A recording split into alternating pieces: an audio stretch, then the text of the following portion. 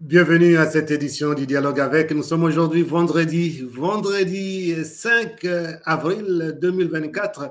Comme vous avez vu dans les affiches, aujourd'hui, je vais recevoir Monsieur Marius Munga, que beaucoup connaissent déjà, puisque c'est un journaliste, beaucoup connaissent à travers ses émissions. Et nous allons les découvrir aujourd'hui, comme je l'ai écrit dans l'annonce ou dans ce que j'ai publié sur Twitter. C'est l'intervieweur qui sera aujourd'hui interviewé. Alors, bonsoir Marius. Bonsoir Père Jean-Pierre Bojoko, c'est un plaisir, c'est vrai. Je suis l'intervieweur qui va être interviewé, c'est pas évident. J'espère que je serai à la hauteur. Voilà, merci beaucoup d'être avec nous aujourd'hui. Donc, c'était un grand plaisir de vous recevoir dans Dialogue avec. Alors, vous ne serez pas seul, hein, il y aura aussi, nous avons des rubriques, nous avons aussi des correspondants, mais aujourd'hui, nous aurons seulement quelques rubriques. Par exemple, la rubrique Rappel historique avec Monsieur Benjamin Babunga. Bonsoir, Monsieur Benjamin. Content encore de vous revoir aujourd'hui. Bonsoir Père et bonsoir aussi à Marius et bonsoir à tous ceux qui nous suivent à ce moment. C'est un plaisir de vous avoir avec nous. Il y a aussi la rubrique aujourd'hui juridique. Nous aurons un habitué déjà presque, hein, qui a déjà été invité ici. C'est Mokarmel Mayinga depuis la France. Bonsoir, Mokarmel. J'espère que vous m'entendez, monsieur Mokarmel. Peut-être un petit souci technique. Il va revenir parmi nous, mais notre invité est déjà là. Je vais d'abord donner le temps à monsieur Marius Munga, même si on peut le connaître, mais il va nous parler un peu brièvement d'abord de lui-même, qui donne d'abord son nom. Et puis alors, nous allons commencer à dialoguer avec lui. Nous saluons aussi déjà ceux qui nous suivent à travers les réseaux sociaux, à travers YouTube, à travers Twitter, à travers Facebook et à travers Instagram. Vous pouvez intervenir au cours de cette émission en nous écrivant, surtout sur YouTube et sur Instagram. Nous allons, disons, sur Twitter, nous allons afficher vos questions si vous avez des questions pour Marius et surtout aujourd'hui. Alors, monsieur Marius, d'abord, les noms, ça suffit, Marius Munga? Je pense que oui, je m'appelle Marius Muhunga Masuku et voilà, c'est tout ça, mon nom. Et c'est comme je disais tout à l'heure, c'est un bonheur, c'est un privilège d'être ici sur votre plateau. Je vous regarde, je vous suis beaucoup. Et le fait que je sois à l'honneur aujourd'hui me touche énormément. Merci d'avoir pensé à moi. J'espère en même temps, comme vous l'avez dit tout à l'heure, quelqu'un qui est habitué à poser des questions, que je serai en mesure de répondre aux questions. Et tout ce que je veux dire dans cette émission ne sera que la vérité et l'expérience de ce que j'aurais vécu. Voilà. Voilà, monsieur Marius Munga, c'est une figure connue dans la presse de la République démocratique du Congo. Mais souvent, on connaît les journalistes, mais on ne sait pas comment est-ce qu'ils ont commencé leur métier. C'est ce que nous allons essayer de voir aujourd'hui avec Marius Munga, qui va d'abord nous parler de ses débuts devant les micros, puisque quand je parle devant les micros, que ce soit à la radio ou à la télévision, il y a des micros. Alors, l'amour des micros, ça a commencé comment, Marius? Alors, mon histoire, elle ressemble à un conte de fées, parce que je suis arrivé dans ce métier comme par hasard. Je pense que je n'avais jamais rêvé quand j'étais enfant de devenir journaliste. Mais aussi, si je dois me mettre à raconter mon histoire, mon aventure journalistique, je pense que ça peut nous prendre toute l'émission. Mais je vais essayer de raconter en quelques minutes. Donc, je commence ce média par la radio, à Kikwit, à la radio Tomisa, comme par hasard. Je suis à l'université du Bandundu où je suis allé étudier après les écoles humanitaires à Kinshasa. Et là, un ami à moi qui était quinois comme moi, on se retrouve à Kikwit. Et à Kikwit, à cette époque-là, il y a une nouvelle radio qui commence. C'est une radio de l'Église catholique, des jésuites. Ça s'appelle Radio Tomisa. Et il vient presque me tirer de force à la maison. Avec le père Zabala, je crois. Avec le père Zabala, voilà. Il vient presque me tirer à la maison pour aller présenter un projet d'émission. Mais moi, je n'ai jamais fait la radio, j'en sais rien du tout. Il m'a convaincu et littéralement, il m'a tiré de ma chaise parce que On revenait de l'école, j'étais un peu fatigué, j'avais un peu faim. Donc, du coup, on va proposer le projet. Et le jour qu'on nous demande d'enregistrer l'émission, c'est son émission. Moi, je suis que son co-présentateur. Et là, pour la première fois que je parle au micro de la radio, le père Zabala, je les salue d'ailleurs, où il se trouve, qui était de l'autre côté de la régie, arrête et me pose la question de savoir, est-ce que vous avez déjà fait la radio? J'ai dit non, c'est la première fois que je sois dans un studio de radio. Et là, Marius, sans vous couper, c'était en quelle année ça? Je pense que c'était en 90, 96, 97. Et pour ceux qui me connaissent, j'ai grandi à la télé. J'ai grandi dans les médias. Toute ma vie, je n'ai fait que ça et je suis en train de vieillir, d'ailleurs, avoir des cheveux blancs. Mais là, vous avez déjà fait un saut, Marius. Nous sommes d'abord à Kikwit. D'accord. Alors, on peut savoir un peu la suite, puisque c'est une histoire racontée. Oui. Alors, évidemment. Donc, cette question du père Zabala, de dire... Et après, il arrête, il dit, vous avez déjà fait la radio? J'ai dit, non, je n'ai jamais fait la radio, c'est la première fois. Et il me dit, mais vous avez une très belle voix pour la radio et c'est comme si vous êtes déjà habitué à la radio. Et rien que cette phrase-là, je pense, m'a ouvert les yeux. Je me suis dit, tiens, donc, c'est que je peux le faire. Et je me rappelle que quand on a enregistré cette émission et que le lendemain, l'émission est passée à la radio, à l'école, à l'université, au lieu de parler d'Anderson, qui était le présentateur principal de l'émission, tout le monde parlait de moi et de ma voix, qui, selon eux, était une voix très belle à écouter à la radio. Et donc, là, je pense que c'est créé en ce moment-là un truc, je veux dire, j'ai eu confiance en moi et de dire, tiens, donc, je peux le faire. Et c'est là qu'est parti mon amour pour la radio. Depuis lors, je n'ai plus jamais arrêté. Et du coup, donc, on crée cette émission qui s'appelle Une chanson pour toi, qui était une émission juste de dédicace des chansons. Mais ce n'est pas Anderson qui sera la vedette de cette émission, ce sera Marius Muhunga qui sera la vedette de l'émission.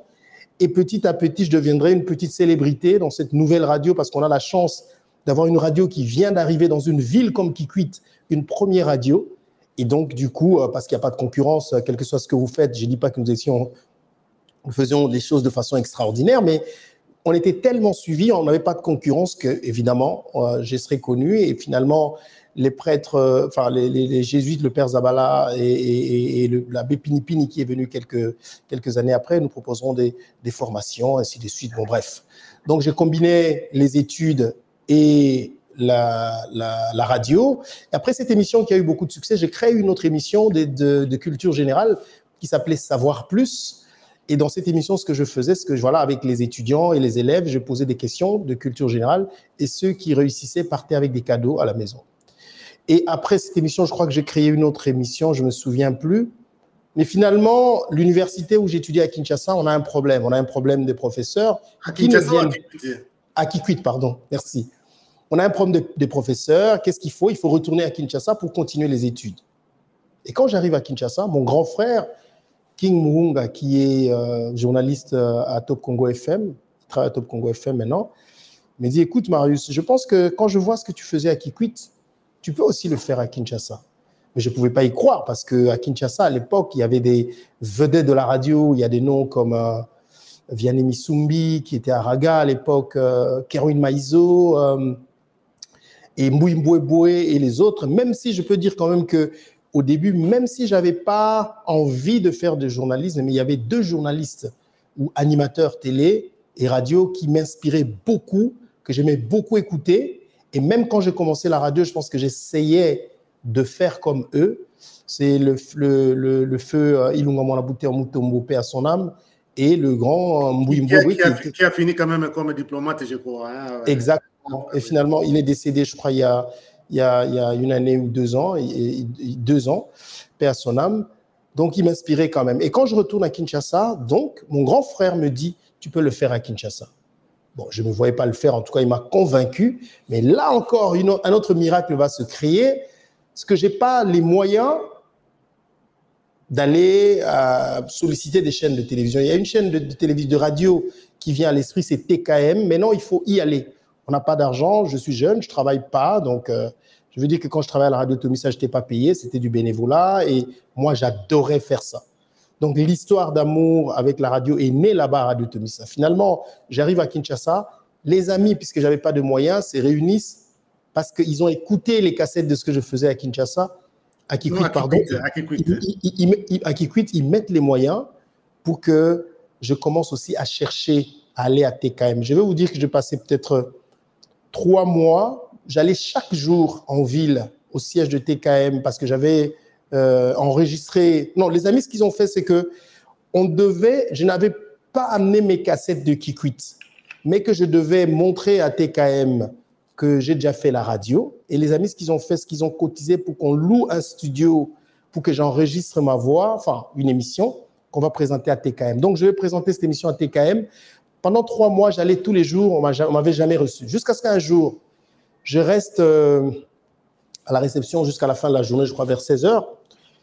Et à l'époque, le directeur de programme de TKM, c'était M. Lumba Nakapasa, qui est quelqu'un qui m'a énormément aidé et soutenu.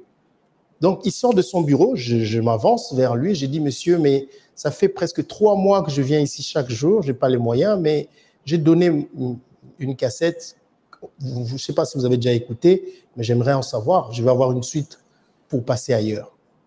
En même temps, je suis allé à Raga, essayer aussi ma chance à l'époque. Finalement, là, je croise M. Mbouimboube, qui était directeur de programme à l'époque, et quand je lui dis que je fais la radio à Kikwit, il m'a dit, écoutez, nous, ici, on n'a plus besoin d'animateurs. Donc, je retourne à TKM. Et ce jour-là, M. Lumba Nakapasa, qui sortait de son bureau, me croise. Jeune homme, qu'est-ce que vous faites ici? J'ai dit, je vous attendais. Je ne sais pas si vous avez écouté ma cassette. Et il me dit, non, je n'ai pas écouté. Revenez demain. Je vais l'écouter, je vous promets. Et le lendemain, quand je reviens, il envoie des gens. Quand je m'annonce, non, il vient lui-même me chercher à la réception. Il me dit, jeune homme, j'ai écouté votre émission, mais vous avez une présence, c'est ça, je suis en train de reprendre ces mots. Quand est-ce que vous voulez commencer? Je dis, quand vous voulez. Alors donc c'est parti à la RTKM, je rentre à la RTKM qui était quand même parmi les premières radios privées de la RDC, et là, il me donne des tranches d'animation. Non, mon projet d'émission, c'était Incroyable mais vrai. C'est-à-dire que dans cette émission, je m'inspirais de Guinness de records pour raconter des histoires des gens qui ont fait des records dans leur domaine. Et après, je pense que les gens commençaient à me réclamer, on me donne des tranches d'animation, et un jour, comme par hasard, il y avait un vide à l'antenne. Il me propose de prendre l'antenne jeudi soir à 20 h. Vous comprenez que dans tout ce que je suis en train de vous dire, je n'avais jamais été dans une école de journalisme. Alors c'est très intéressant de vous suivre. Alors, nous sommes déjà à la deuxième étape, disons. Vous commencez à Kikwit, Radio Tomisa, oui. Et vous êtes à Kinshasa, à TKM, et plutôt la partie radio. C'est la deuxième étape, très, très intéressante. Nous allons y revenir, le temps de prendre une petite pause. Ok, et très bien. Le rappel historique, justement, puisque vous êtes en train de parler de l'histoire de votre carrière, et c'est très intéressant. Et nous allons d'abord écouter un peu le rappel historique avec Monsieur Benjamin. Il va pas parler de moi. Ah non, rappel historique. Vous allez découvrir. Alors, très bien. Benjamin Babunga, rappel historique. Qu'est-ce que très impatient. Aujourd'hui? Bonjour à Monsieur Marius, quelqu'un que j'ai eu aussi à suivre depuis longtemps. En fait, je vous ai beaucoup plus suivi pendant que vous étiez chroniqueur musical, je crois, à ce moment-là. Et je continue aussi à suivre de temps en temps tout ce que vous faites. Félicitations pour cela. Merci beaucoup. Alors, dans ce genre d'émission, je suis souvent invité pour sélectionner 1 ou 2 dates des événements cruciaux qui ont eu lieu pendant la même période. Et là, nous sommes durant la semaine du 1er au 7 avril. Le mardi dernier, j'ai parlé de quelques événements et ce jour, j'ai plutôt sélectionné la date du 6 avril où on a assisté au début du génocide qui a eu lieu au Rwanda. C'est vrai que ce n'est pas en RDC, mais c'est un événement qui a eu des répercussions au niveau du Zaïre à l'époque, la RDC actuellement, et des conséquences que nous sommes en train de suivre jusqu'à ce jour. Alors, ce jour-là, pendant que le président du Rwanda, Feu Juvenal Habyarimana, est en train de quitter Arusha, où il était dans le cadre des négociations avec les rebelles du Front patriotique rwandais. Lorsqu'il atterrit au niveau de l'aéroport de Kanombe à Kigali, il y a son avion qui est touché par des obus et malheureusement, il meurt dans l'avion. Et il n'était pas tout seul, il était ensemble avec le président du Burundi, le président Cyprien Ntaryamira, qui avait aussi été invité à la cérémonie de signature des accords qui avait eu lieu à Arusha en Tanzanie. Alors, c'est comme une onde de choc avec cet assassinat du président, parce que dès le lendemain, il y a tout ce qui était du côté du président, notamment les forces armées rwandaises, les phares, mais aussi des miliciens Interahamwe qui vont se lancer dans une sorte de guerre contre les fronts patriotiques rwandais qui étaient déjà positionnés aussi à Kigali avec un bataillon d'à peu près 500 éléments qui étaient arrivés pour pouvoir assurer la sécurité des membres du FPR qui allaient intégrer les institutions de transition. Alors, Kigali devient une ville qui est à la fois assiégée d'un côté par l'armée régulière, par les Interahamwe, mais de l'autre côté aussi par un bataillon de plus de 500 éléments du Front patriotique rwandais. Donc, tout ce mélange va conduire effectivement à des combats qui vont durer pendant presque 3 mois jusqu'en juillet. Et malheureusement, durant cette période, on va assister aussi à un génocide. Et de l'autre côté, il y a le Zaïre, qui est le pays voisin, qui entretient de très bonnes relations depuis longtemps avec le Rwanda et notamment avec le président Habyarimana qui vient d'être assassiné. La gestion de la crise par les autorités zaïroises à l'époque n'a pas été aussi bonne parce que les conséquences, on va les vivre jusqu'à ce jour. Dans un premier temps, on va procéder au désarmement des des militaires de l'armée rwandaise, mais aussi des miliciens Interahamwe. Mais après un moment, vers la fin juillet, je pense que l'armée zaïroise sera débordée, de sorte que on va laisser tout ce monde entrer sur le territoire zaïrois avec armes et munitions. De l'autre côté, les autorités zaïroises ne seront pas très clairvoyantes parce que les camps de réfugiés seront établis pratiquement à la frontière entre le Rwanda et le Zaïre, ce qui fait que du côté des nouvelles autorités qui vont prendre le pouvoir au Rwanda, la crainte sera là que ces miliciens et ces ex-éléments des forces armées rwandaises établis dans les camps de réfugiés au Zaïre puissent planifier une attaque du côté du Rwanda.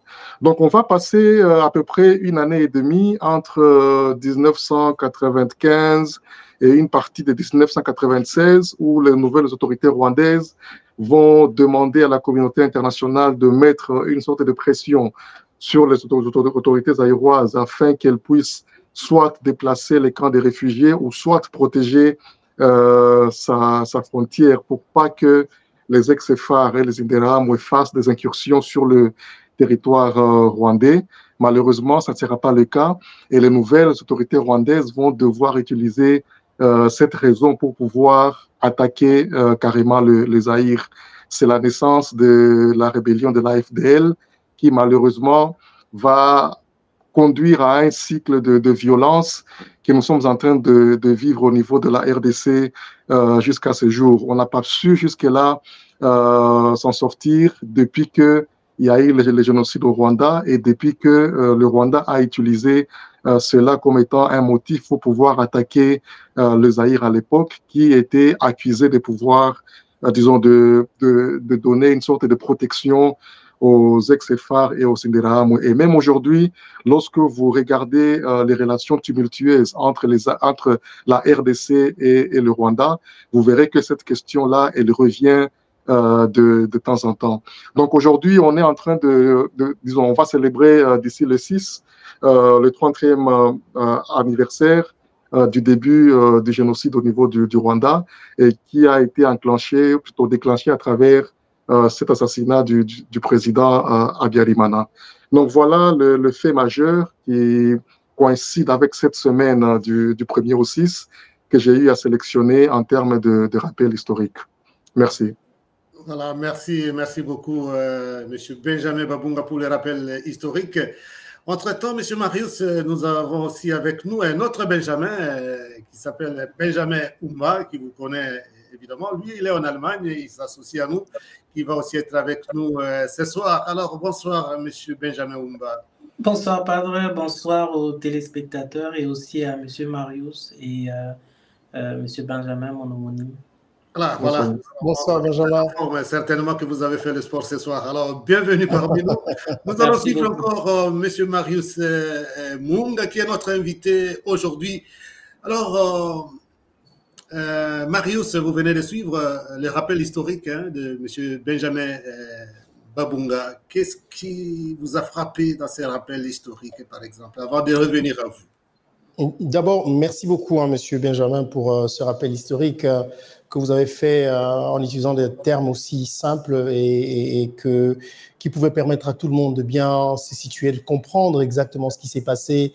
Hier encore, j'étais en train de, je pense il y a 2 ou 3 jours, je discutais avec une amie sur le contenu ou la qualité de l'éducation que nous avons ici chez nous en RDC. Je pense que au lieu de passer notre temps à apprendre les histoires de Charlemagne, Pépin le Bref, j'en sais rien, enfin bref, ce sont ces genres d'informations dont les générations futures dans nos différents pays ont besoin pour mieux comprendre l'histoire et savoir comment dealer avec les situations qui arrivent aujourd'hui. Donc vraiment, ce qui s'est passé au Rwanda avec les génocides des Tutsis, je pense que c'est quelque chose qui m'a toujours ému de savoir comment des êtres humains, des gens qui se disent être êtres humains peuvent décider juste comme ça de commettre des atrocités aussi graves en plein XXe siècle. Ce qui s'est passé, c'est horrible. Et c'est très important d'expliquer, merci Monsieur Benjamin, les causes historiques. C'est vrai qu'il y a à boire et à manger dans tout ça, mais que nous comprenions d'où on vient et où on va pour que plus jamais ce genre de choses se répètent tant que l'humanité pourra exister. Malheureusement, on sait qu'il y a encore, on le voit aujourd'hui entre Israël et Hamas, il y a des choses qui se passent. Je ne parle pas de génocide, mais s'il y a d'autres qui en parlent déjà.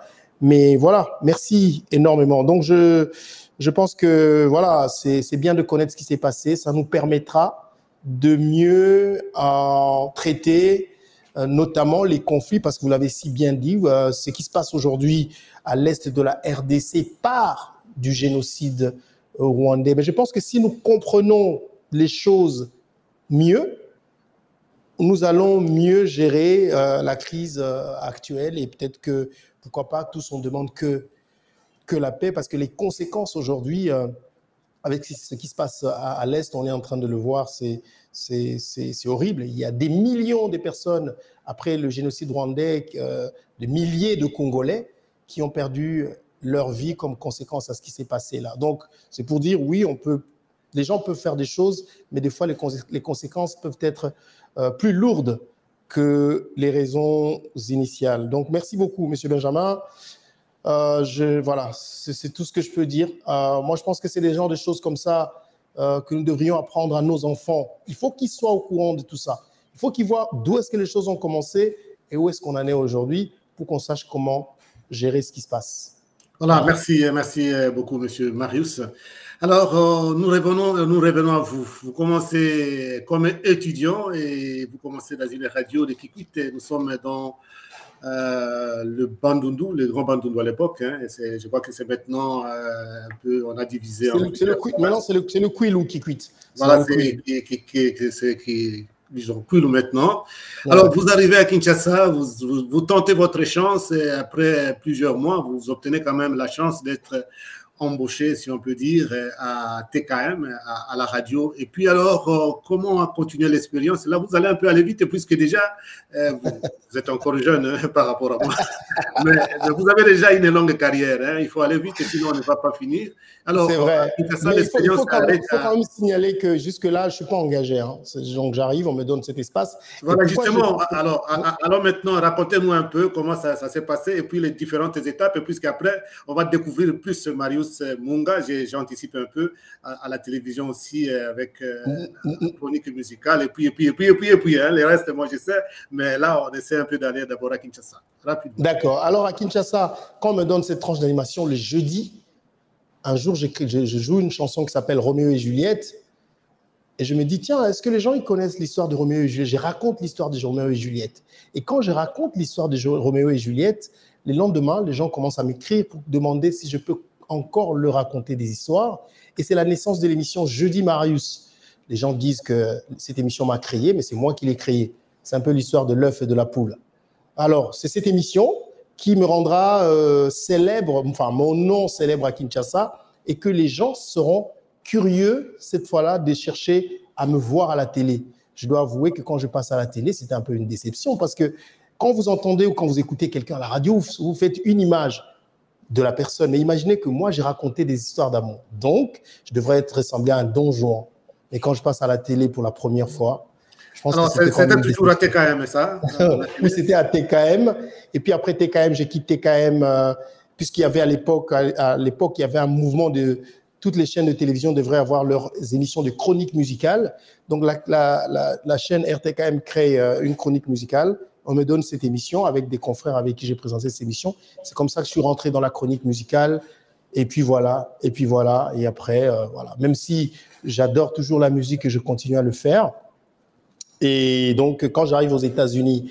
Alors, vous sautez plutôt aux États-Unis. À Kinshasa, vous avez travaillé seulement à TKM ou bien? Puisque là, non, j'ai travaillé à TKM. Après TKM, je suis allé travailler à Raga, où j'ai eu des fonctions de directeur de programme à la radio. Je vous rappelle qu'il y avait 3 ans avant cela, je suis allé chercher du boulot. On m'avait dit qu'on ne recrute pas, mais je reviendrai 3 ans après pour devenir le directeur de programme de cette radio-là, Raga FM.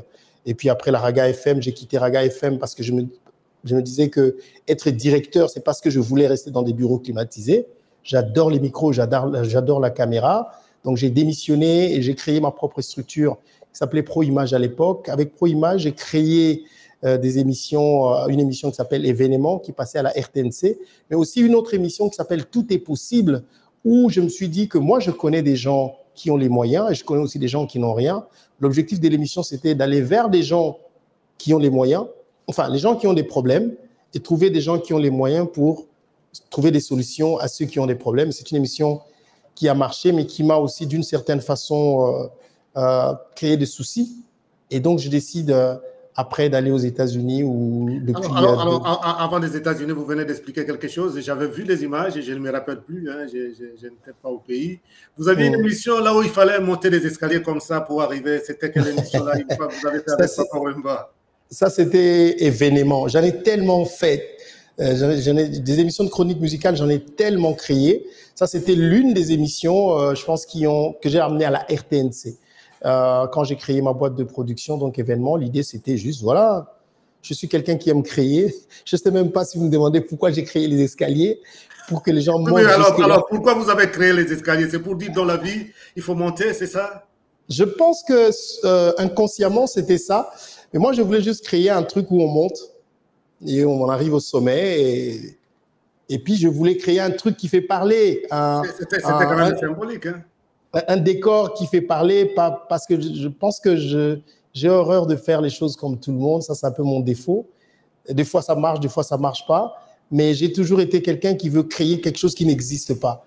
Et donc, ces escaliers-là, je ne sais vraiment, je ne peux pas vous expliquer, mais j'ai réfléchi à un truc où les gens montent. C'était 7 niveaux pour arriver quelque part. Un jour, quelqu'un me dit, Marius, 7, c'est quand même un chiffre mystique. Je dis, mais j'en sais rien du tout. Comme par hasard, c'était 7 et cette émission a marché.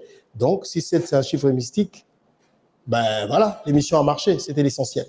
Alors, avant d'aller aux États-Unis, cette étape d'abord de la République démocratique du Congo qui quitte Kinshasa avec différentes expériences à Kinshasa. Je vais laisser peut-être d'abord la parole à monsieur Odé Benjamin, s'ils ont déjà des questions à cette première partie au pays d'abord, donc qui quitte Kinshasa, s'ils ont des questions. On commence par monsieur Benjamin Babunga, s'il a des questions déjà à partir de là, puisqu'il vous a suivi déjà depuis le début. Bah, comme je l'ai dit tout à l'heure là, j'étais toujours impressionné quand je voyais Marius dans le temps en tant que chroniqueur musical. Et là, c'est vraiment une bonne chose d'en apprendre un peu plus davantage sur son parcours. Et la seule question que j'ai, c'est par rapport à pendant tout ce temps-là où il a commencé au niveau de Kikit, après il se retrouve à Kinshasa et après partout où il passe, il essaye de s'imposer.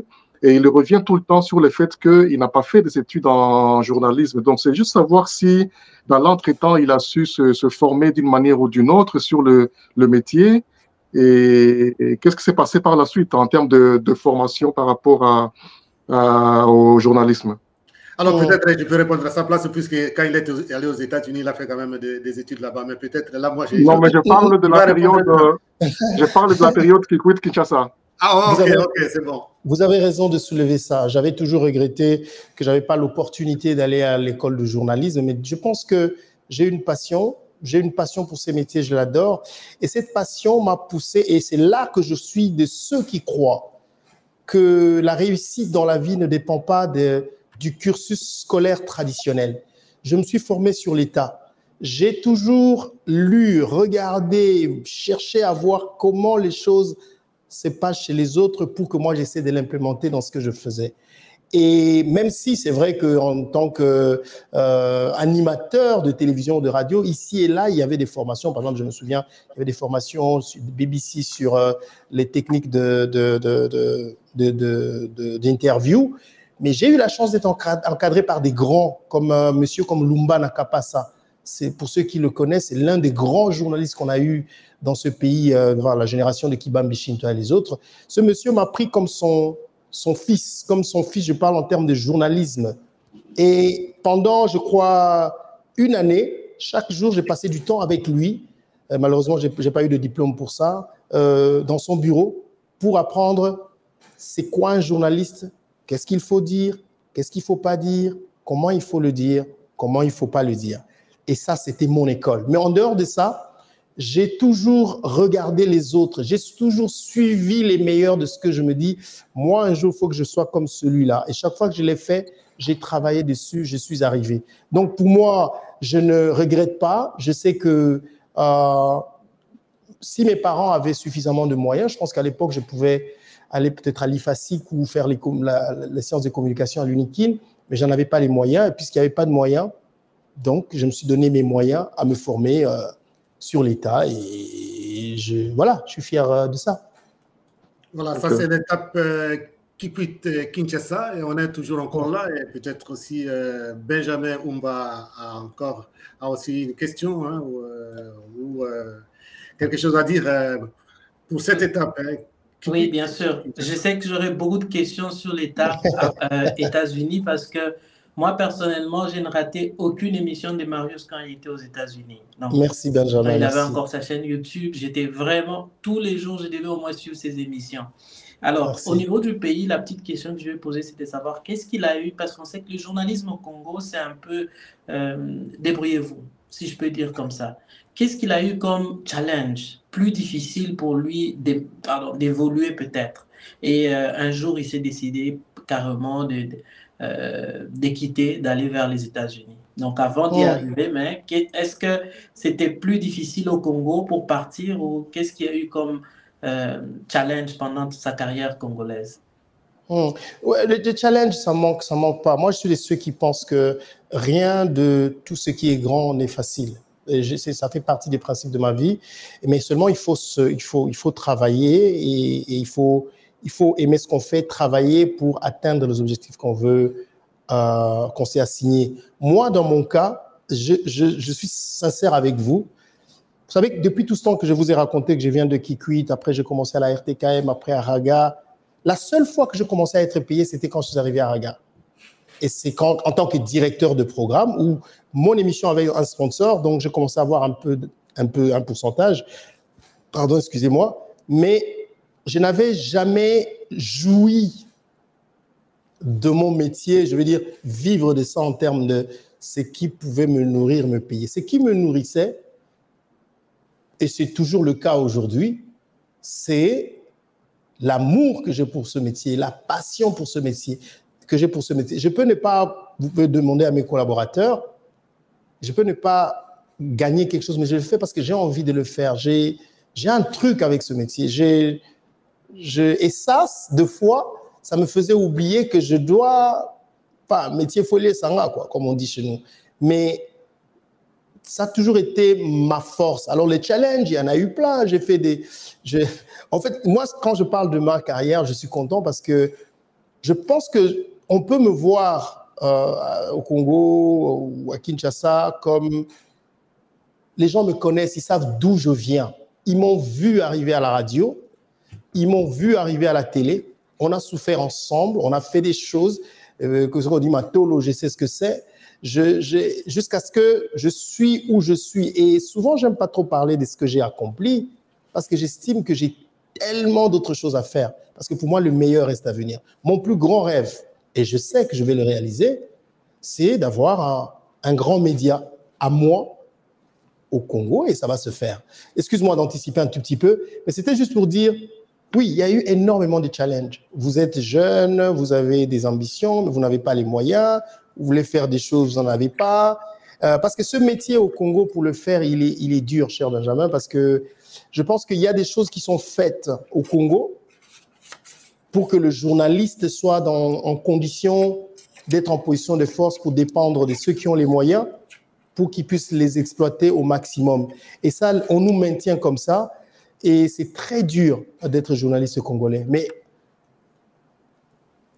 au milieu de ça, si vous tirez votre force dans le plaisir et la détermination de faire ce que vous aimez faire, je pense qu'il n'y a pas de limite. Et ça, c'est ce qui m'a toujours caractérisé.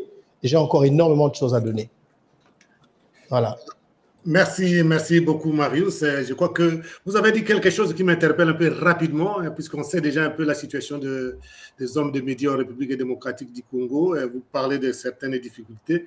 Alors, en 2 ou 3 mots, quelles étaient les difficultés majeures, justement, pour un peu aider aussi les gens qui veulent vous imiter dans la vie professionnelle, puisqu'on peut voir aujourd'hui votre réussite, mais on ne voit pas les difficultés que vous avez. Vous parliez déjà que vous n'étiez pas payé, ainsi de suite, mais vous vous êtes quand même débrouillé. Alors, selon vous, quelles sont les difficultés que traversent, par exemple, les hommes des médias en République démocratique du Congo, sommairement? Mais je ne sais pas s'il existe un média, sauf erreur de ma part, et méfiez-vous des apparences, où les journalistes sont bien payés. Enfin, je pourrais à la limite dire payés. Si on dit il y a des journalistes qui sont payés, peut-être il y a une ou deux chaînes, je parle de chaînes locales, qui essayent de donner quelque chose. Je parlais avec un frère que je connais, son salaire, en tant que c'est un journaliste connu, son salaire, c'est $150, ok, mais la maison qu'il loue, il paye $350. Mais il doit faire ça, il doit survivre. La solution, c'est quoi? Vous savez ce que c'est. Le paiement de journalistes, les conditions de travail. Parce que avec la situation globale de notre pays, il y a une médiocrité dans beaucoup de ce que nous faisons qui est caractérisée par le chômage. Ça veut dire qu'il n'y a tellement pas de boulot que quand quelqu'un commence son média, je pense que s'il y a à payer, le peu qu'il peut avoir, peut-être se regarder autour de lui, un cercle rapproché, des amis, des copains, des frères, des sœurs, à qui il peut donner de l'emploi, mais difficile. Et quand ces personnes viennent, donc ce n'est pas, ils viennent parce qu'ils apportent quelque chose et qu'ils doivent être payés comme il faut, mais il y a quelque chose de très général en RDC. Ce qu'on appelle le business media en anglais, en termes de médias en RDC, n'existe plus. Moi, j'ai grandi à la télévision à l'époque où Raga, TKM et consorts avaient des sponsors. C'est-à-dire que des compagnies telles que les compagnies de boissons ou des communications avaient des budgets pour les médias. Et à l'époque, les médias, il n'y en avait pas beaucoup. Donc, ils se partagent ce budget et les médias, avec cet argent, pouvaient payer des agents, notamment de journalistes. Mais aujourd'hui, c'est compliqué parce que aucun média ne paye vraiment les journalistes et conséquence, les journalistes en général, le journaliste en général vit de ce qu'on appelle chez nous coupage parce qu'il n'y a pas de choix. J'ai amené mon projet pour mon média que je veux créer. J'essaie de parler avec des bailleurs de fonds, enfin je veux dire des investisseurs. mais ils ne peuvent pas mettre l'argent pour créer un média parce qu'en retour, il n'y a pas ce qui fait vivre le média, donc la publicité. Puisqu'il n'y a pas de publicité, il n'y a pas d'entrée. Puisqu'il n'y a pas d'entrée, il n'y a pas d'argent pour payer les journalistes. D'où, c'est les débrouillards disent, et ce qui se passe, c'est que le journaliste est tenté d'être corrompu. C'est ça la situation. Voilà, merci beaucoup Marius pour cette réalité de la presse en République démocratique du Congo, malheureusement. Alors, nous allons maintenant prendre l'étape des États-Unis. Vous quittez le pays pour aller aux États-Unis, nous allons en parler après cette petite pause.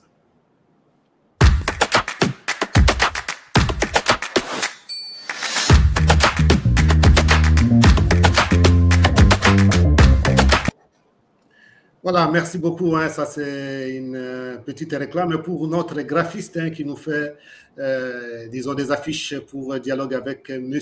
Abou, le patriote depuis l'Afrique du Sud, que je salue d'ailleurs. Et je salue aussi les membres de l'équipe du dialogue avec celles qui ne sont pas présents. Je pense notamment à Patricia Temouni qui n'est pas avec nous aujourd'hui. Je pense aussi au professeur Chango et puis à M. Yves Kacha et pourquoi pas Fortuna Ekouchou depuis l'Allemagne. Alors, vous quittez la République démocratique du Congo, Marius, direction États-Unis d'Amérique. Comment d'abord ça s'est fait? Alors, je ne vais pas rentrer dans les détails, mais j'étais contraint de partir et de laisser mes enfants et ma famille. Et quand j'arrive aux États-Unis, je suis Marius Muhunga, enfin, du Congo. Et je passe, je crois, 8 mois où les gens ne savent pas où je suis, où moi je suis aussi un peu inquiet parce que je n'arrive pas à faire ce que j'aime le plus. Il n'y a pas d'opportunité. Je viens d'arriver. Quand vous arrivez dans un pays comme les États-Unis où vous ne parlez pas la langue, donc l'anglais, où vous n'avez pas les diplômes de chez eux, où vous n'avez pas de papier, donc difficile de faire quoi que ce soit. Et tout ce que je sais faire, c'est ce métier. J'ai grandi dans ça, j'aime ça, j'adore ça. Et Dieu merci, je pense que Dieu a mis sur mon chemin des gens qui m'ont soutenu pour que j'ai moins de soucis dans certaines choses, pour que je me concentre à faire ce que j'aime le plus. Et là, avec l'aide de Facebook et YouTube qui arrivent, qui permettent de faire du live streaming, c'est-à-dire des émissions en direct, je commence à faire des émissions en direct sur Facebook. Je pense que j'ai laissé ces émissions exprès, elles existent toujours parce que je veux que les gens retournent jusqu'en 2015, je crois, 2015, pour voir comment j'ai commencé. Et c'était juste à côté de la cuisine, j'ai mis une caméra et puis voilà. Et petit à petit, je me rends compte que les gens commencent à savoir que je suis de retour, je suis là. Et là, avec mon expérience, avec le fait d'avoir vécu aux États-Unis, de voir comment les choses se passent, je suis tenté de dire avec l'âge, mais plutôt la conscience, je me dis, tiens, mais j'ai quand même une notoriété que je peux utiliser pour autre chose. Oui, j'ai fait la chronique musicale, j'ai eu des prix des meilleurs chroniqueurs des musiques, j'ai reçu toutes les stars congolaises, des grandes africaines. À l'époque, c'était pas de l'eau à boire, à faire une interview avec un grand comme Youssou N'Dour. Je les ai tous reçus sur mon plateau. Et je me suis dit, j'ai senti comme une sorte de besoin ou d'appel que finalement, et je regardais ce qui se passait à la télévision, sur les réseaux sociaux, en ce qui concerne la façon dont les sujets politiques étaient traités dans les médias. Et j'ai eu l'impression que tous les médias de la diaspora ou ceux qui diffusaient en ligne étaient plutôt des médias combattants. C'était comme si pour être suivi, il faut avoir une certaine attitude, une certaine façon de parler, il faut attaquer le pouvoir en place pour être suivi.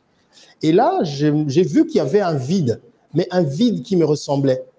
C'est là que je commençais petit à petit à partager avec les gens. Je ne suis pas venu imposer aux gens ce qu'ils doivent écouter, comme j'appelle ça, l'églisanisation des émissions sur les réseaux sociaux où vous êtes le Dieu, l'homme qui connaît tout, vous venez vous raconter votre vie, les gens à la maison ils vous écoutent, ils vous subissent. Moi, je suis venu avec un approche plutôt différent. On dit une approche, j'en sais rien. Mais c'était différent. Pourquoi? Parce que j'ai amené le dialogue. Je voulais que les Congolais qui étaient séparés depuis des années par le fait que vous êtes de Kabila, vous êtes de l'opposition, vous êtes de la diaspora. Donc, un dialogue un peu comme nous sommes en train de faire. Exactement comme vous êtes en train de le faire. C'est-à-dire ramener les gens à donner leur avis, quelle que soit leur tendance sur les sujets d'actualité. Et quand je commence cette émission, je crois une année après ou 2 ans, il y a des élections de 2018, pardon, qui arrivent. Et mon émission était un peu le centre, parce qu'il faut dire qu'après ces élections, il y a eu ce mouvement de tribalisme et de haine sur les réseaux sociaux, où les Balouba, les talibans, les gens du Bandundu et tout ça. Il fallait créer un espace où tout le monde pouvait venir s'exprimer, mais sans les juger. Et moi, mon rôle, c'était de donner la parole à tout le monde, mais de faire attention pour que les dérives du genre la haine, le tribalisme n'aient pas de place dans cette émission. Je pense que là, les gens qui ne s'étaient pas retrouvés, les gens qui étaient perdus parce qu'ils ne pouvaient pas suivre justement les émissions dont j'ai parlé tout à l'heure, ont retrouvé un espace où ils se sentaient à l'aise, où tout le monde, quelle que soit votre tendance, Marius était là, il vous écoutait, il vous apportait les informations, mais surtout avec une approche pédagogique, c'est-à-dire des choses sur lesquelles, des fois, on discute sans comprendre quels sont les tenants et les aboutissants, apporter l'éducation, apporter l'information pour que finalement nous ayons des bases sérieuses sur lesquelles on discute. Et là, Dieu merci, il a mis sur ma route mes 2 intervenants, Maître Adolphe Mopotu Mugbaya et Professeur Kabange, qui ont été pour beaucoup dans l'éducation, je veux dire en matière politique et surtout juridique de certains sujets en République démocratique du Congo. Et ça a fait le succès de Marius chez vous.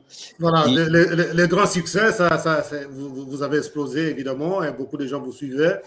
Et après, puisque nous avons encore peut-être aussi des questions qui vont venir après, des auditeurs qui nous suivent à travers Twitter et YouTube. Et alors, vous avez explosé, mais ça ne suffit pas. Nous allons essayer un peu d'aller vite puisque nous allons suivre quelques éléments de vous. Et vous avez pensé aussi alors à entrer en profondeur en disant, bon, voilà, comme vous aviez dit auparavant, vous n'aviez pas fait des études de journalisme ou de communication. Et alors, vous avez pensé, après avoir créé Marius chez vous, avec un joli décor, histoire comme ça. Et alors, vous avez pensé aussi aux études encore. Oui, je suis retourné à l'école. Je suis retourné à l'école, aux études. L'idée, c'était c'est juste pour avoir ces papiers-là, quoi, parce qu'à la fin, vous êtes aux États-Unis, voilà. Je voulais avoir un diplôme américain, parce que pour se vendre aussi sur le marché américain, il faut avoir un diplôme américain. Donc, il fallait apprendre l'anglais, et puis après, j'ai fait des études. Donc, j'ai eu un bachelor en Media and Communication, donc médias et communication, qui était mon domaine. Je vais vous dire franchement que c'était juste une formation. Mais est-ce que ça a ajouté quelque chose en ce que je suis? Oui, parce que je me suis formé, j'ai étudié, j'ai un diplôme dans ce domaine et je suis fier de l'avoir fait, mais j'en ai pas besoin. Je pense que moi, ce que je fais, c'est que j'ai un truc qui est en moi, un don de Dieu, que j'essaie d'apprendre des autres et chaque jour, j'essaie d'être le meilleur que j'étais hier par rapport à ce que les autres m'inspirent. Et donc, après ça, la Voix de l'Amérique m'a contacté parce qu'il venait aussi d'ouvrir un service en Lingala. Et j'ai rejoint la Voix de l'Amérique parce que quand je suis arrivé aux États-Unis, mon but, je me disais, un jour, je dois travailler à la Voix de l'Amérique parce que j'écoutais la Voix de l'Amérique quand j'étais petit. Et puisque ce que je veux, je l'obtiens, d'une façon ou d'une autre, Dieu a ouvert les portes de la Voix de l'Amérique. Je suis là-bas, j'ai travaillé à la Voix de l'Amérique pendant 2 ans et quelques mois. Et puis, je me suis dit que ce que j'ai suivi là-bas, je l'ai obtenu. Et voilà. Alors là, nous allons aller un peu doucement, Marius. Vous êtes à la Voix de l'Amérique, justement.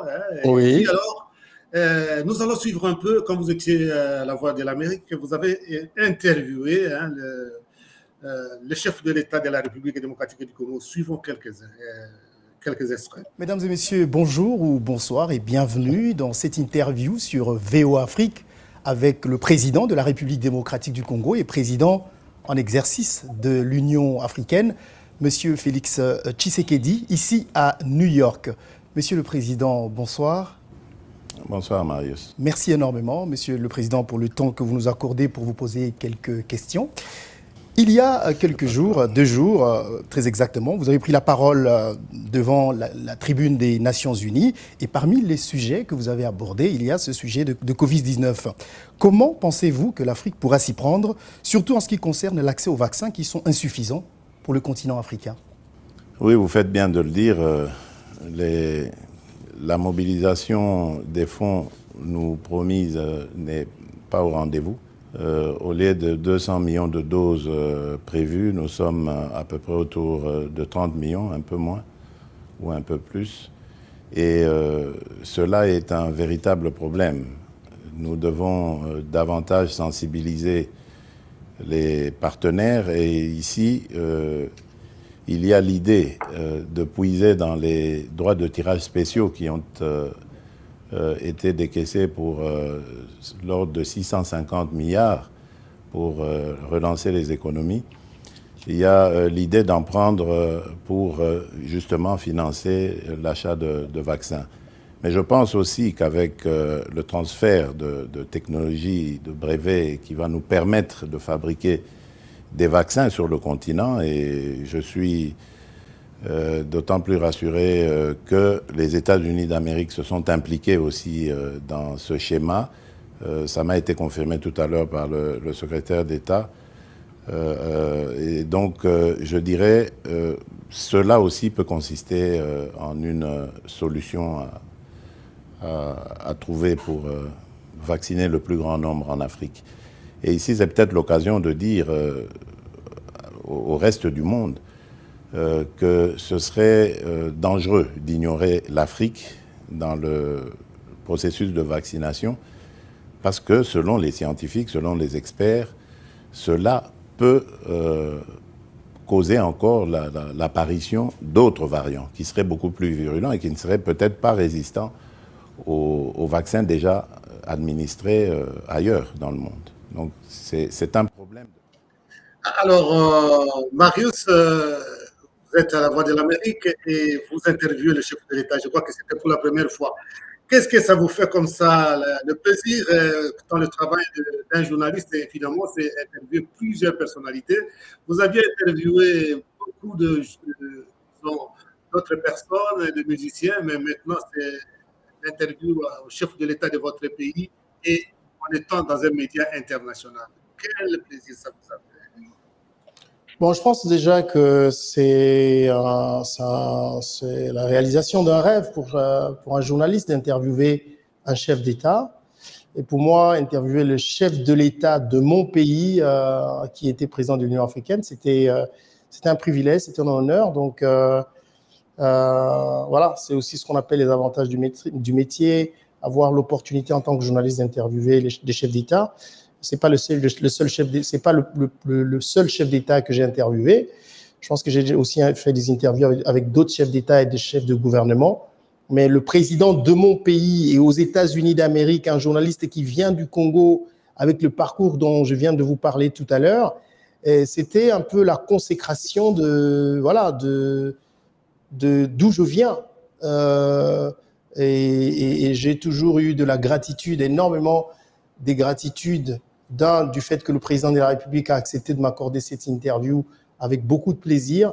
Mais des deux, c'est à la Voix de l'Amérique qui m'a donné aussi l'opportunité de faire cette interview, même si ce n'était pas évident, mais aussi à tous les Congolais, comme je vous ai dit tout à l'heure, que moi j'ai grandi à la télé, qui depuis que j'ai commencé à la radio Tomisa jusqu'à où je suis, m'ont toujours soutenu, quelle que soit la ligne que je prends. Et j'ai énormément de gratitude pour ça. Et chaque jour, dans ce que je fais, j'essaye de rester. Quand on vous voit avec un chef d'État comme ça n'arrive pas tous les jours. Ça n'arrive pas à tous les journalistes en tête à tête avec un chef d'État. Donc, quelquefois, quand je vois ça, je mesure la grandeur de la responsabilité que j'ai en tant que journaliste dans ma façon de faire les choses. Voilà, parce que ça montre que si vous pouvez avoir l'opportunité d'interviewer le chef d'État de votre pays, que voilà, votre pays compte sur vous. Et c'est ce que je ressens toujours chaque fois que je fais ce métier. Merci beaucoup. Alors, Monsieur Benjamin, étape des États-Unis maintenant pour Marius. avec ce qu'il a fait. Vous avez dit que vous l'avez beaucoup suivi quand il a été aux États-Unis avec Marius Chevaux, et qui était beaucoup suivi à l'époque. Et vous avez des questions, puisque vous avez dit que vous l'avez beaucoup suivi. Oui, personnellement, comme je l'ai dit, je l'ai beaucoup suivi parce que moi, je suis dans la diaspora congolaise depuis 2011, donc j'ai quitté mon pays depuis 2011 et quasiment je ne suivais pas ou je ne suis pas les chroniqueurs, tout ce qu'on appelle youtubeurs congolais, je ne le suis pas. Mais j'avais été vraiment impressionné par Marius parce que j'ai aussi légèrement, je suis passé par les médias congolaises. Donc, moi, je suis natif de l'Ikassi, j'ai travaillé légèrement dans une chaîne de télévision appartenant à aujourd'hui un conseiller proche de la présidence, l'honorable Dani Banza Maloba. Et j'avais mon directeur, notre DG, qui avait toujours dit une chose. Il dit, la télé, c'est les belles images. La télé, c'est un bon français. Donc, il y avait tous ces éléments-là. Et je les ai retrouvés personnellement dans Marius, parce que j'ai vu que, d'abord, étant lui-même photogénique, donc, étant lui-même photogénique, permettez-moi d'aller un peu Merci dans beaucoup. le sentiment aussi. Il a toujours les plus belles images que je pourrais dire, parce qu'on ne peut jamais les comparer, que ce soit avec n'importe quel chroniqueur, ou encore même nos chaînes au niveau du Congo. Il n'y a pas photo. Donc, j'étais vraiment impressionné. Mais après, il y a aussi le contenu. Les personnes qui étaient invitées comme co-débatteurs, comme analystes, notamment Maître Kabange et les autres, j'étais vraiment impressionné. Et aujourd'hui, je me pose juste une question parce qu'il a un peu anticipé, sans vouloir, d'installer peut-être un média personnel au niveau du Congo. Mais il y a bien sûr un peu des barrières. C'est un peu difficile avec la conjoncture économique du pays, c'est-à-dire il y a peut-être moins de sponsors, moins d'investisseurs qui sont prêts à se lancer. Alors, moi, j'aimerais bien savoir si, par exemple, ils ne pensent pas à une idée d'un média panafricain qui peut s'installer, par exemple, dans un pays aujourd'hui émergent, je ne sais pas, le Kenya, étant quelqu'un qui est bilingue aujourd'hui. Qui peut s'installer par exemple au Kenya, qui peut s'installer au Sénégal, ou peut-être il y a possibilité d'avoir un peu plus d'investisseurs et aussi avec la technologie actuelle, il n'a aucune difficulté pour être sur satellite, sur Internet et voilà. C'est un peu ma question. Cher Benjamin, je suis preneur si c'est vous le sponsor, avec grand plaisir. Merci beaucoup. Non, mais pourquoi pas? Je suis vraiment très ouvert. Vous avez raison. C'est vrai que c'est ça l'idée à la longue. Vous savez, quand je vois aujourd'hui, je parle plutôt dans un monde, enfin, je peux partir du monde artistique, mais que vous voyez que la majorité de nos artistes, je prends le monde culturel aujourd'hui, prennent du plaisir. Je ne dis pas que c'est un problème. Aller passer, ils quittent Kinshasa pour aller faire une émission en Côte d'Ivoire parce que là-bas, le niveau, la qualité de ce qu'on offre est différent d'ici. Ça me fait mal de savoir que ça, le Congo, c'est le pays de Lumumba, le Congo, c'est le pays de Papa Wemba, le Congo, c'est le pays de Fally Ipupa, le Congo, c'est le pays de Marius Muhunga. C'est-à-dire qu'on peut... Ici, nous pouvions faire beaucoup mieux. Mais pourquoi je veux faire ça ici? C'est parce que je veux justement que cette lumière qu'on veut qui vienne de l'extérieur... Alors, Marius, peut-être que la question de Benjamin a anticipé une chose. Là, nous sommes encore aux États-Unis. Vous n'êtes pas encore rentré. On va y arriver. Bon, d'accord. Bon, oui, alors là, on n'est pas encore... Vous n'êtes pas encore... Je vais anticiper.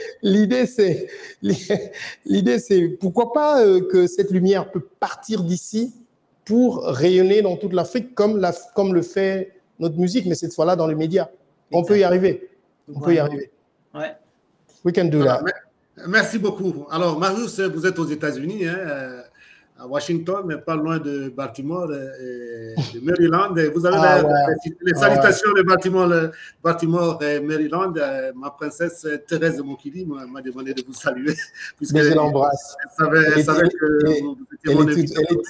Alors, je peux aussi dire que j'ai eu la chance, vous m'avez invité à votre émission puisque vous m'avez demandé de vous mettre en contact avec madame qui était rectrice, madame Kayembe.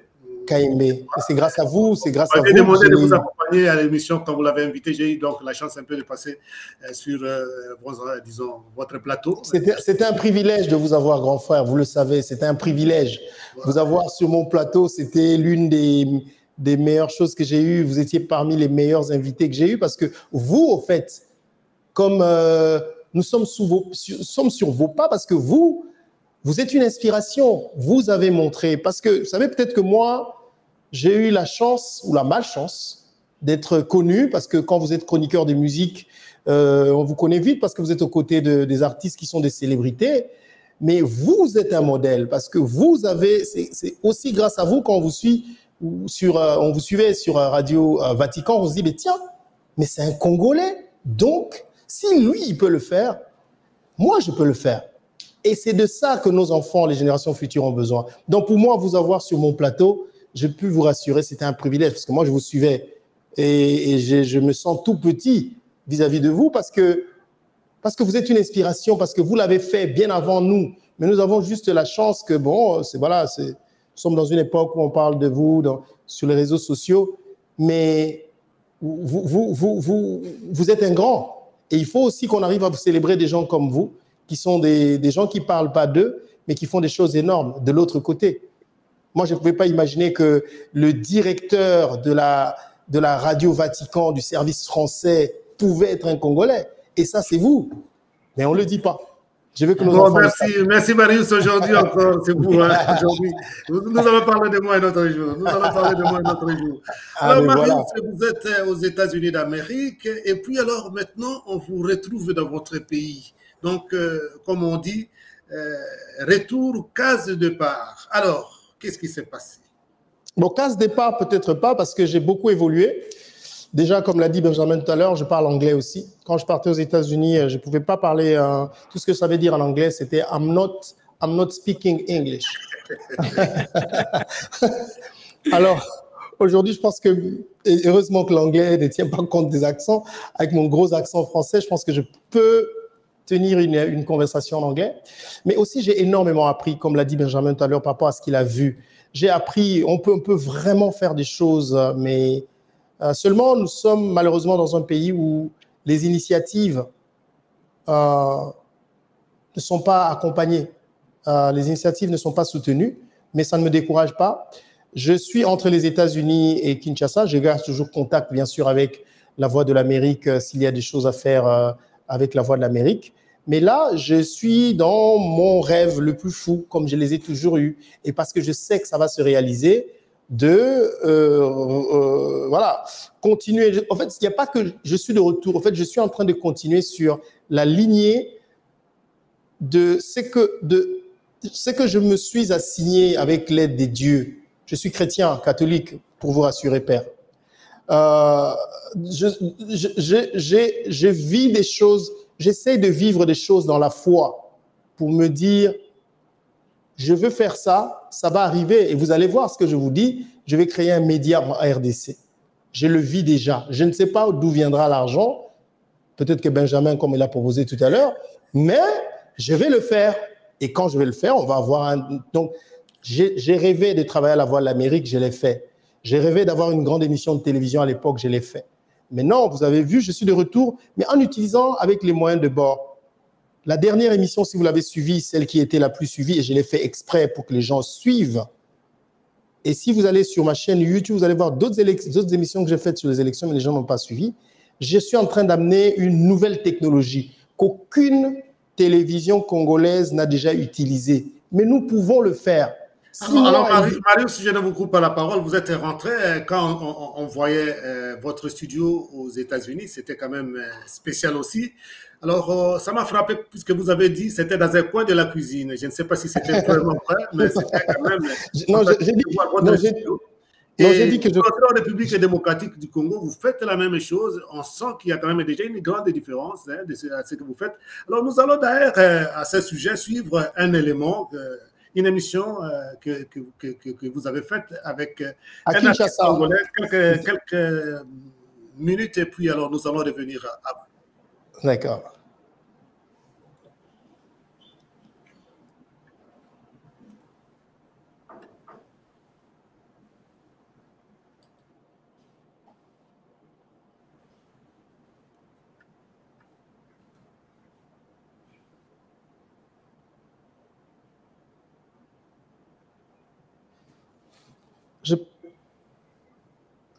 On n'a pas de son.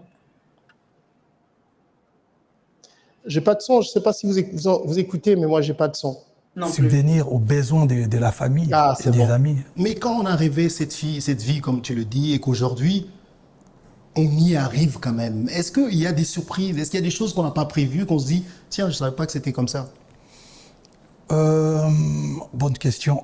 C'est vrai qu'il y aura toujours des surprises, mais je pense que je suis à mon niveau, avec la carrière, avec ce que j'ai déjà, l'expérience que j'ai, je dirais plutôt rien ne me surprend. C'est-à-dire que je prends les bons ou les mauvais côtés des choses, donc j'essaie de m'adapter en fait. Donc voilà. Et où tu es aujourd'hui, Fally? Je sais que ça va faire très longtemps que toi et moi, on n'a plus été sur un plateau de télé. Depuis le Covid, non, je pense. Oui, avant Covid. Avant Covid. Mais pendant, je pense. Non, c'était juste au début de Covid, je crois. Ouais. Mais je voudrais te dire, Fally, je ne sais pas comment m'exprimer, mais je te le dis en tant qu'ami, mais aussi en tant que Congolais. Combien on est fiers de toi? On est fiers de toi, Fally, parce que des fois, nous, journalistes, on n'a pas l'habitude de le dire aux artistes, parce que quand on vous reçoit, on veut savoir des choses sur vous. Mais je voudrais te dire, cher ami et frère, combien, je pense, toute la RDC est fière de toi. Et elle est fière de toi pour combien tu nous représentes valablement à travers le monde. Aujourd'hui, je pense que tu es le porte-étendard de la musique congolaise. Si on parle musique congolaise aujourd'hui, on parle Fally. Je voudrais quand même te le dire, honnêtement, sans te flatter, même si ça ne veut pas dire que les questions que je vais te poser vont te flatter, mais je veux que tu saches, Fally, je te l'ai dit quelques fois, parce que souvent, quand on est avec des amis, on considère, des fois, on voit les choses comme si c'est acquis. Et après, avec un peu de recul, on se rend compte qu'au fait, frère, tu es en train d'évoluer et tu fais notre fierté. Je voulais te le dire sincèrement, du fond de mon cœur. Bravo. Bravo. Alors, Marius, moi aussi, je voudrais vous dire que vous êtes une fierté pour nous. Vous faites de bonnes choses parce qu'on a vu Marius chez vous quand vous étiez aux États-Unis. Maintenant, c'est les grands plateaux de Marius, comme je disais, du point de vue présentation, par exemple, quand on voit votre plateau, et on voit presque la même chose comme les plateaux que vous aviez aux États-Unis d'Amérique, donc Marius chez vous, et vous avez amené ça à Kinshasa. C'est quand même un grand progrès déjà quand on voit la différence des gens qui sont restés au pays, qui sont toujours au même niveau. Ça, je ne cesse de le dire. Quand on regarde, ça c'est l'esprit critique, hein, quand on regarde le média de la République démocratique du Congo, que ce soit le journaux, que ce soit des télévisions, on est resté presque au même niveau. Alors, félicitations d'abord. Est-ce que vous ne pouvez pas aider un peu pour que les autres améliorent la qualité de leur service? Bien sûr, merci beaucoup. Merci. Avant de revenir à vous, puisque vous allez quand même nous dire comment est-ce que vous avez pu faire ça à Kinshasa. Merci beaucoup. J'aimerais bien, mais pour l'instant, concurrence oblige, permettez-moi de l'utiliser encore un peu seul. Après, je reviendrai, je peux apprendre ça à d'autres.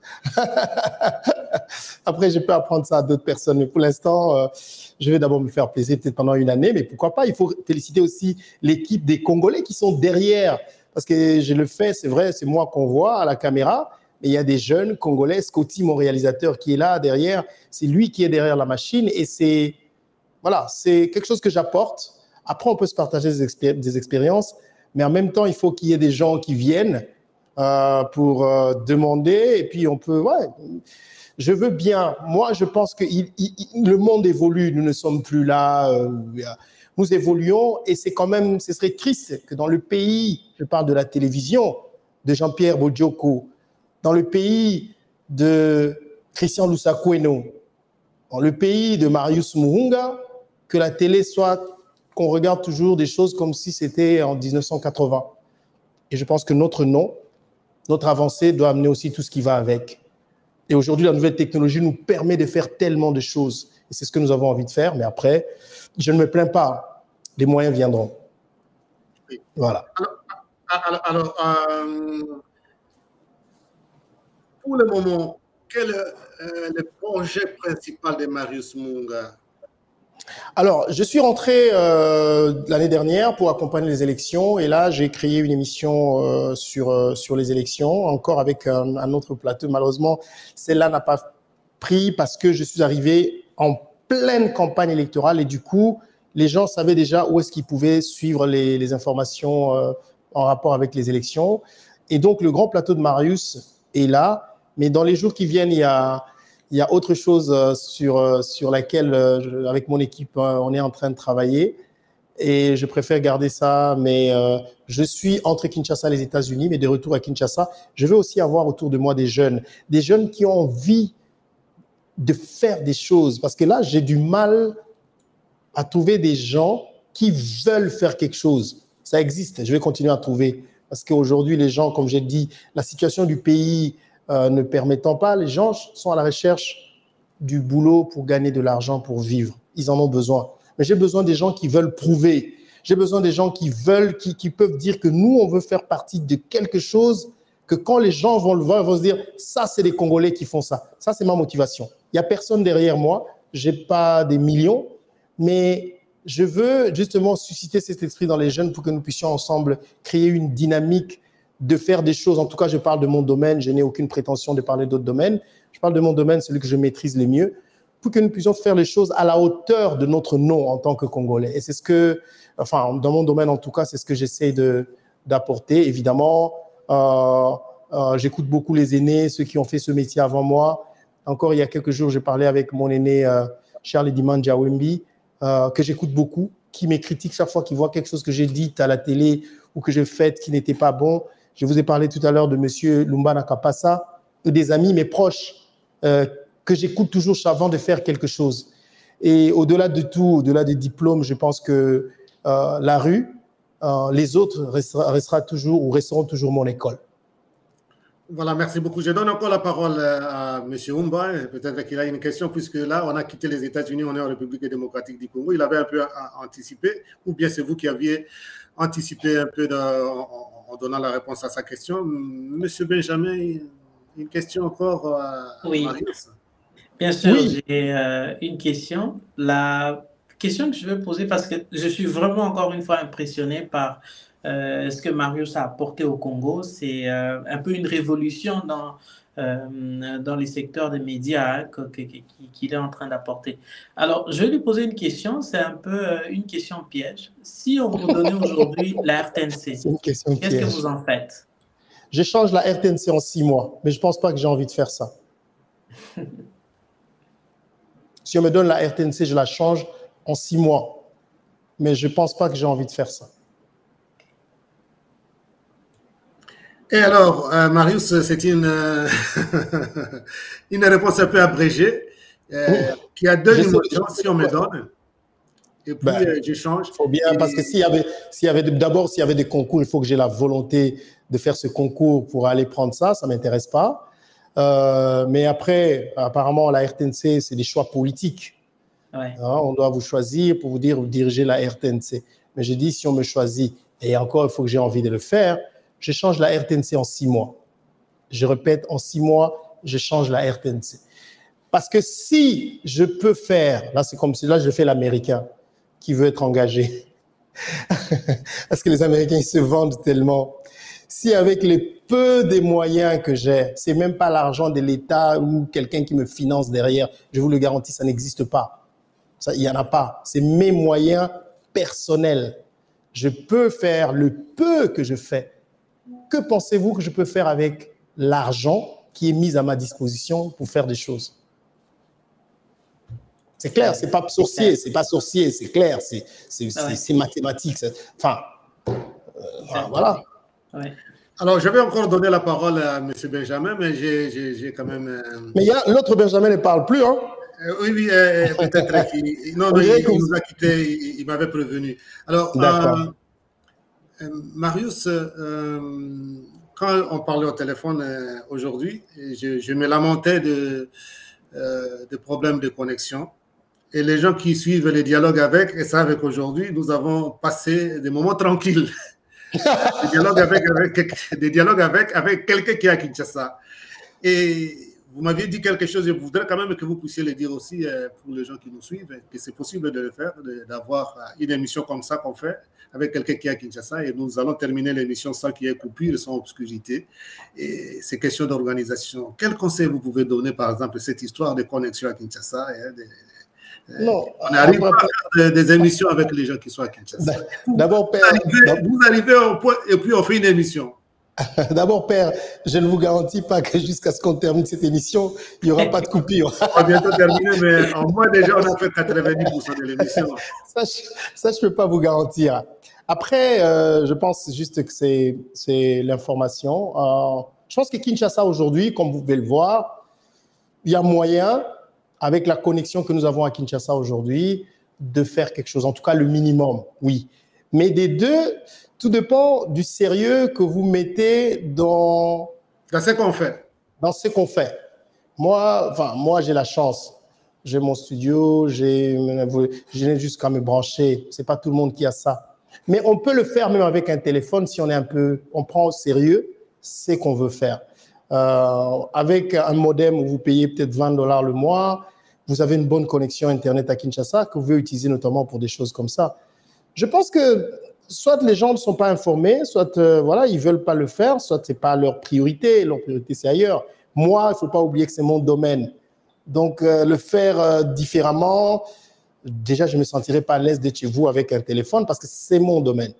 Et que je veux le minimum que moi j'ai, ce n'est pas le minimum que d'autres ont.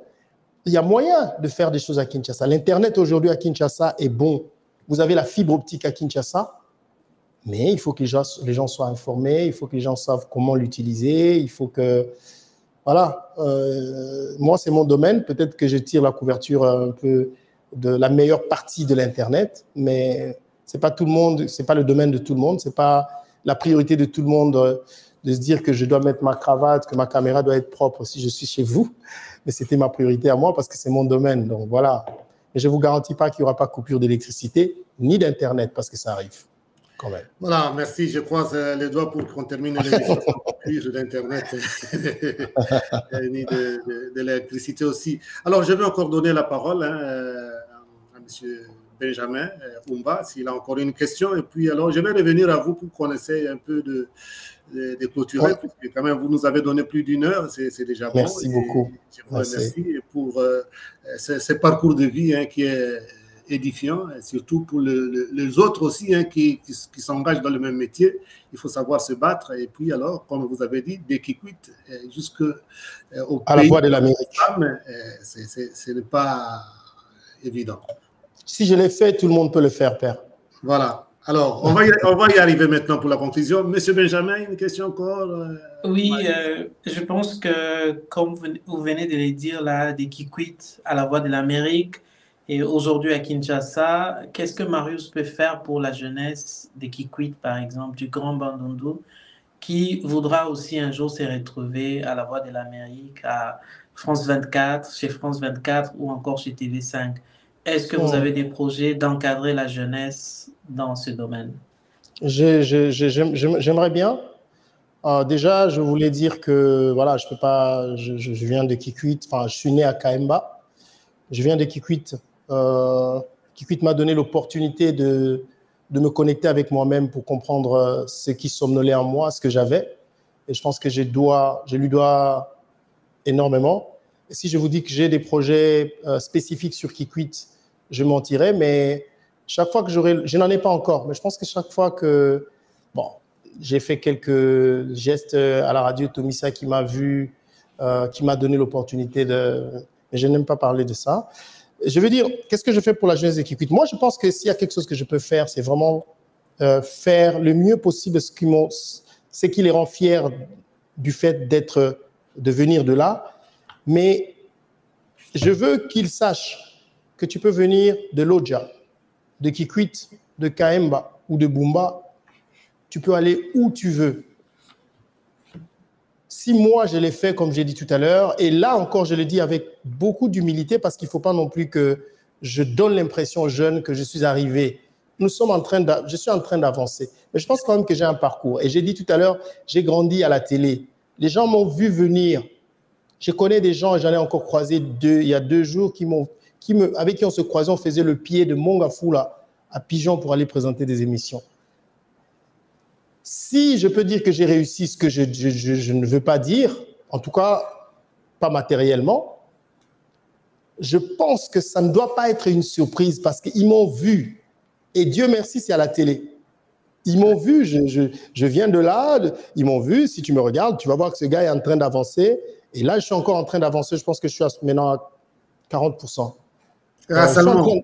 Oui, seulement. Je suis en train d'avancer et ils peuvent me juger par rapport à ça. Pour dire que si je l'ai fait, moi qui suis venu de Kikwit, tous les autres jeunes Congolais, ou pas jeunes, où que vous soyez, si vous aimez ce que vous voulez, si vous avez de la volonté, parce que déjà quand vous aimez quelque chose, vous ne calculez pas, vous le faites parce que vous prenez du plaisir à le faire, vous irez où vous voudriez.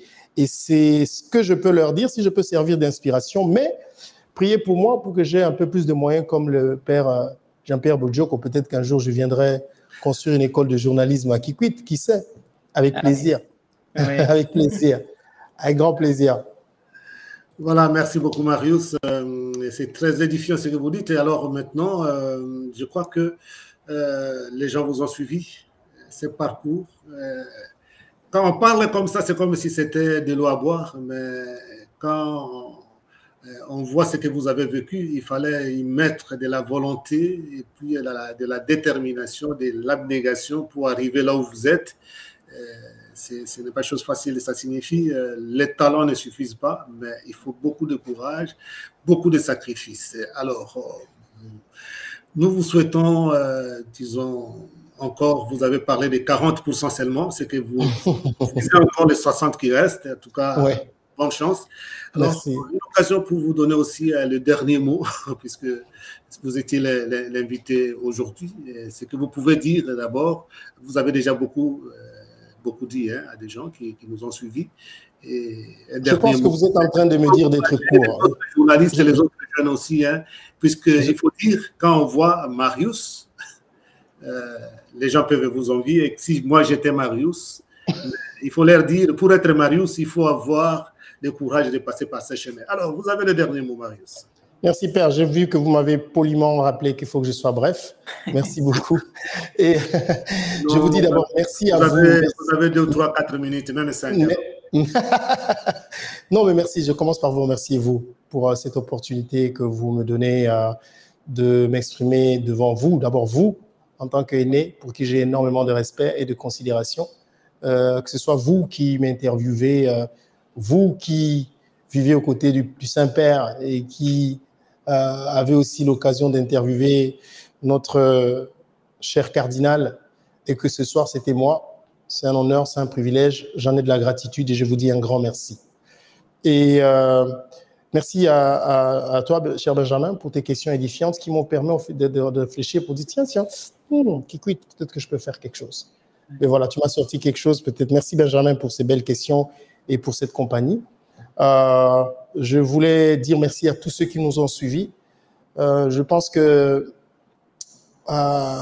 j'aimerais finir par dire que vous m'avez vu venir à la télé, j'ai encore du chemin à faire. Et c'est vrai qu'entre là et ici, quelquefois, il y a eu des moments où vous n'avez pas beaucoup apprécié, notamment du fait que j'avais des cheveux aussi longs. Mais là, vous m'avez accepté avec ça parce que vous avez compris que ce n'est pas des cheveux qui parlent, c'est la tête. Et que vous m'avez accompagné jusqu'à ce jour. Je voulais vous dire simplement que j'ai encore besoin de votre accompagnement. Nous avons tellement de choses à faire. Et merci d'être toujours là, de me soutenir, de me critiquer pour que je donne le meilleur de moi. Et parce que je pense que nous devons laisser à nos enfants des références. Comme nous, il y a eu des adultes, nos aînés qui nous ont servi de modèles, de références, comme le père Jean-Pierre Bojoko, mais aussi d'autres. Je pense que notre pays, nos enfants, les générations qui viennent ont besoin de ça. Et que nous ne soyons pas emportés par ce que nous voyons sur les réseaux sociaux, parce que vous savez qu'aujourd'hui, il y a du tout sur les réseaux sociaux. Mais je ne condamne pas ceux qui font n'importe quoi sur les réseaux sociaux. Moi, je pense que je m'adresserai à ceux qui choisissent de regarder quoi sur les réseaux sociaux. Mais puisque nous ne pouvons pas non plus suivre la même chose, donc moi, vous avez le droit de suivre ce que vous voulez, mais sachez que vous avez le choix de choisir qu'est-ce que vous voulez suivre et ce que vous ne voulez pas, et pour votre santé mentale et pour votre entourage, mais surtout dans mon cas, pour les générations futures, pour qu'ils s'inspirent des vraies valeurs pour notre société. Et je pense que je fais un effort chaque jour pour que les regards qu'il y a vis-à-vis de moi, que ce soit des regards qui attendent de la valeur, et j'essaie chaque jour de le faire. Mais sinon, vous savez que mon principe, c'est toujours, vos critiques et suggestions sont toujours les bienvenues, et en anglais, on dit « I mean it ». Je le pense quand je le dis, et je serai toujours là pour les écouter, pour m'améliorer et continuer à donner le meilleur de moi. Je dis aussi merci à Scotty, qui était là derrière la caméra pour m'aider à être jusque-là sans interruption chez vous. Merci Marius. Vous avez vu que nous avons fini l'émission sans interruption, sans d'Internet. Alors, grand merci. C'était une chance pour nous aujourd'hui. En tout cas, grand merci Marius Mbunga. Merci d'avoir accepté mon invitation, l'intervieweur qui a été interviewé aujourd'hui dans Dialogue avec. En tout cas, grand merci. Je remercie aussi Monsieur Benjamin Babunga qui nous a fait les rappels historiques. Je remercie aussi M. Benjamin Oumba qui... Est-ce que je peux saluer quelqu'un, sinon il va m'en vouloir? C'est ma consoeur de la Voix de l'Amérique, Fatouma Kalala Alimassi. Fatouma Kalala que je salue. Voilà. Elle me suit. Fatouma Kalala, on salue Fatouma Kalala. Oui, c'est amie de la Voix de l'Amérique. Voilà. Alors, je remercie aussi, donc, comme je disais, Benjamin Oumba qui est membre de l'équipe du Dialogue avec. Je n'oublie pas les autres membres de l'équipe qui n'ont pas pu être avec nous aujourd'hui. Ils seront certainement avec nous la prochaine fois. Je remercie tous ceux qui nous ont suivis à travers YouTube, à travers Twitter, à travers Facebook et à travers Instagram. Nous allons nous retrouver mardi pour une autre édition du Dialogue avec, mais en attendant, vous retrouvez cette émission. La rediffusion, ce sera demain à partir de 14h pour suivre encore Marius Mbunga que nous avons interviewé aujourd'hui. Il ne me reste plus qu'à vous souhaiter une bonne soirée pour les gens qui sont dans le même fuseau horaire que nous. Et alors, une bonne journée pour les autres qui nous suivent à travers différents fuseaux horaires. Donc, le plaisir était le mien et je vous retrouve la prochaine fois. Au revoir et à très bientôt.